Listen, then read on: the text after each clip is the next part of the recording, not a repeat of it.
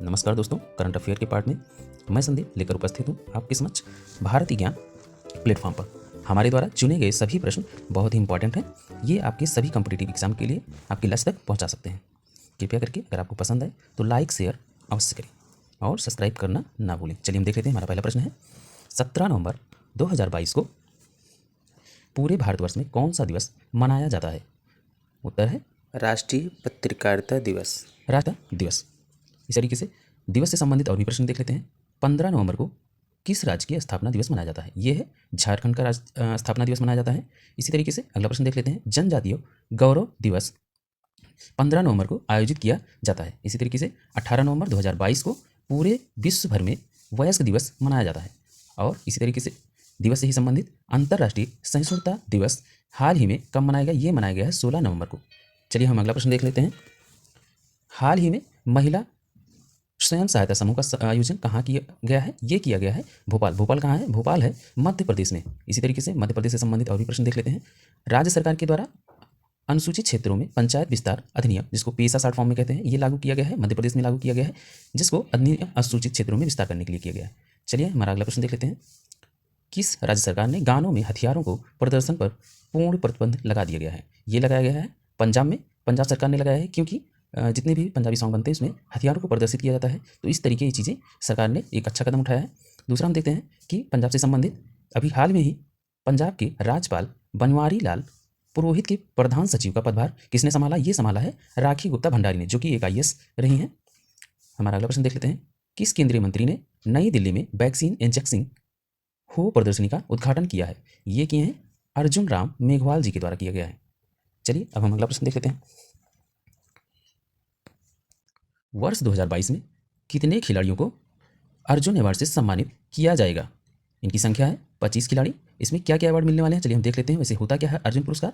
अर्जुन पुरस्कार यह अवार्ड वर्ष 1961 से स्थापित यह पुरस्कार खेल के क्षेत्र में उत्कृष्ट प्रदर्शन के लिए दिया जाता है। इसी तरीके से द्रोणाचार्य पुरस्कार के बारे में देख लेते हैं। इस पुरस्कार को ओलंपिक खेलों, राष्ट्रमंडलों और पैरा ओलंपिक, एशियाई खेलों आदि जैसे खेलों में आयोजित जो खिलाड़ियों के कोच होते हैं उनको सम्मानित किया जाता है। इसकी शुरुआत 1985 में की गई थी। इसी तरीके से ध्यानचंद पुरस्कार life time achievement in sport and games, इस अवार्ड का उन खिलाड़ियों को दिया जाता है जिन्होंने अच्छा प्रदर्शन किया होता है खेल में और जो पहले से ही खेल में अच्छे से अपना काम किए हैं या रिटायर हो चुके हैं, उनको इसको सम्मानित किया जाता है। चलिए हम अगला प्रश्न देख लेते हैं। 19 नवंबर से 6 दिसंबर तक अंतर्राष्ट्रीय गीता महोत्सव का आयोजन कहाँ किया जाएगा? ये किया जा रहा है कुरुक्षेत्र में, जो कि हरियाणा में है। जैसा कि आपको पता है कि महाभारत का जो युद्ध भी है वो कहाँ माना जाता है? कुरुक्षेत्र के ही क्षेत्र में माना जाता है। तो इसी तरीके से हम अगला प्रश्न देख लेते हैं उसी से संबंधित। हाल ही में महोत्सव से संबंधित है ये। हाल ही में बांग्ला महोत्सव का आयोजन कहाँ किया गया है? ये किया गया है मेघालय, जो कि गारो वहाँ पर मेघालय में है। चलिए हम अगला प्रश्न देख लेते हैं। कौन से देशों की नौसेनाएं जापान के तट पर कीन स्वॉर्ड अभ्यास का आयोजन कर रही हैं? इसमें 4 देश शामिल हैं, अमेरिका, जापान, ऑस्ट्रेलिया और कनाडा देश की नौसेनाएं शामिल हैं। ये सभी देश शामिल हैं इसमें और ये अभ्यास कुछ ही दिन तक चलने वाला है। चलिए हम आगे देखते हैं हमारा अगला प्रश्न। India stone mart international exhibition के 11वें संस्करण की मेज़बानी किस शहर में किया जाएगा? इसका उत्तर है राजस्थान राज्य में किया जाने वाला है, जो कि जयपुर शहर में। इसी तरीके से हम राजस्थान से संबंधित और भी प्रश्न देख लेते हैं। अभी हाल ही में फ्रांस और भारत संयुक्त वायु गरुड़ अभ्यास का 7वां संस्करण अभी स्थापित किया गया। ये संपन्न हुआ है जोधपुर राजस्थान में। चलिए हम अगला प्रश्न देख लेते हैं। हाल ही में स्लोवेनिया की पहली महिला राष्ट्रपति कौन सी चुनी गई है? इनका नाम क्या है? इनका नाम है नताशा फर्क-मुसर। महिला से संबंधित और भी प्रश्न देख लेते हैं। ये हमारे भारत का है।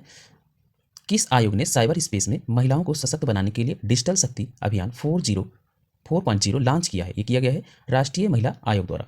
इसी तरीके से हम अगला प्रश्न देख लेते हैं।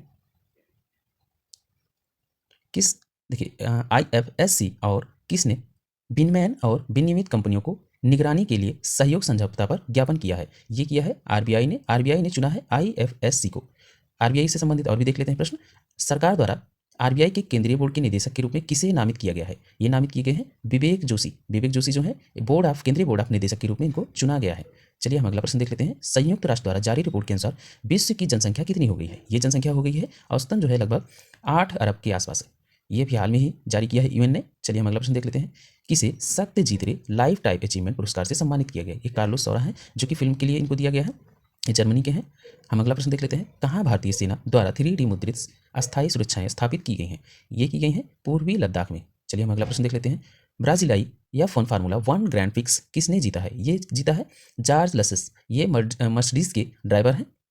रेसिंग कारें जो होती हैं उनकी बात हो रही है। चलिए हम अगला प्रश्न देख लेते हैं। नैसकॉम की रिपोर्ट के अनुसार 5G दूर संचार नेटवर्क किस वर्ष तक भारत के जीडीपी को 2% तक बढ़ा सकता है?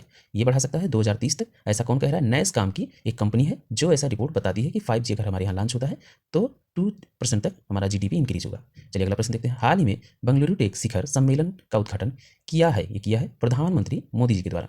हम अगला प्रश्न देख लेते हैं। हाल ही में जियो स्मार्ट इंडिया 2022 शिखर सम्मेलन का उद्घाटन केंद्रीय शक्ति मंत्री गजेंद्र सिंह शेखावत ने कहाँ किया है? ये किया है हैदराबाद में। हैदराबाद कहाँ है? आंध्र प्रदेश में। चलिए हम देख लेते हैं आंध्र प्रदेश से संबंधित और भी प्रश्न। 55वां राष्ट्रीय पुस्तकालय सप्ताह मनाया गया है, ये मनाया गया है आंध्र प्रदेश में। चलिए हम देख लेते हैं अब जियो से संबंधित, क्योंकि ये इसके पहले भी जियो से संबंधित प्रश्न था। तो भारत का पहला multi modal logistic park Chennai में 783 करोड़ रुपए में बनाएगी। कौन बनाएगा? ये रिलायंस कंपनी बनाने को अभी विचार में है। चलिए हम आगे देख लेते हैं। अगला प्रश्न देखते हैं। $1 ट्रिलियन गंवाने वाली दुनिया की पहली सार्वजनिक सूचीबद्ध कंपनी कौन सी बनी है? ये बनी है अमेजन कंपनी। जैसा कि आप जानते हैं अमेजन कंपनी अमेरिका की है, हमारे यहाँ की नहीं है, और ये जो है एक सामान को बेचती है। अगला प्रश्न देखते हैं। दक्षिण कोरिया में एशियाई एयरगन चैंपियनशिप में 2022 में भारत के शिवा नरवाल ने पुरुषों की 10 मीटर एयर पिस्टल में कौन सा पदक जीता? इन्होंने स्वर्ण पदक को हासिल किया है। ये हुआ है कहाँ पर? दक्षिण कोरिया में। चलिए हम अगला प्रश्न देखते हैं। किस ऑस्ट्रेलियन क्रिकेटर ने अगले साल टेस्ट क्रिकेट से संन्यास की घोषणा की है? ये किया है डेविड वार्नर ने। जैसे कि आप जानते हैं बहुत ही प्रसिद्ध खिलाड़ी हैं ये। ऑस्ट्रेलियन क्रिकेटर ने अगले वर्ष 2023 से टेस्ट क्रिकेट से संन्यास लेने की घोषणा कर दी है। ऑस्ट्रेलिया से संबंधित और भी प्रश्न देख लेते हैं। पहला tennis Billie Jean King cup किसने जीता है? यह ऑस्ट्रेलिया को हरा करके स्विट्जरलैंड ने जीता है। चलिए अब हम देखते हैं अगला प्रश्न। नीति आयोग का पूर्णकालिक सदस्य किसे चुना गया है? ये चुने गए हैं अरविंद बिरमानी ने। अब देखते हैं अगला प्रश्न। एनपीएस ट्रस्ट का अध्यक्ष किसे चुना गया है? National pension system trust. ये चुने गए हैं सूरज भान। अगला प्रश्न देखते हैं। किस संगठन ने चंद्रमा पर परीक्षण उड़ान पर क्रूजलेस आर्टेमिस मिशन लॉन्च किया है? ये किया है नासा ने। इसमें कोई भी यात्री नहीं है, सब ऑटोमेटिक है। अब देखते हैं अगला प्रश्न। आर्यल कश्यप का निधन हुआ है, वो कौन थे? वो एक गणितज्ञ थे। चलिए हम रिवीजन पार्ट में देख लेते हैं। जैसा कि ये सभी प्रश्न कल पूछे गए थे। यूपी में देश का पहला डबल डेकर एक्सप्रेस के निर्माण में किस शहर में किया गया? यूपी में। DEIT की मेजबानी स्वीडन करने वाला है। जलवायु परिवर्तन प्रदर्शन सूचकांक में भारत का 8वां रैंक रहा है और डेनमार्क जो है सबसे प्रथम स्थान पर रहा है। और इसी तरीके से अंतर्राष्ट्रीय गीता का आयोजन किया जाएगा, ये किया जाने वाला है कुछ में। ये प्रश्न आज भी पूछा गया है। और इसी तरीके से 2022 में अंतर्राष्ट्रीय T20 वर्ल्ड कप की मोस्ट वैल्यूएबल टीम में भारत की ओर से किसे शामिल किया गया? ये शामिल किया जा रहा है विराट कोहली और सूर्य कुमार यादव को। Thank you. शेयर और लाइक अवश्य करें और सब्सक्राइब करें। धन्यवाद।